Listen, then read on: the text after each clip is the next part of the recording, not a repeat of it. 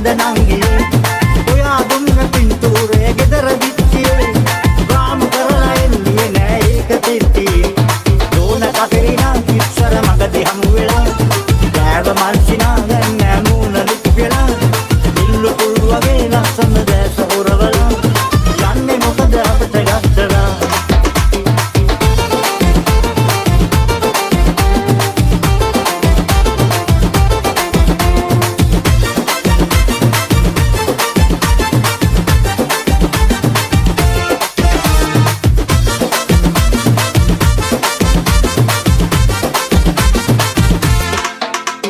මගේ හිතේ මතුන ඒ බොළඳ ආදරේ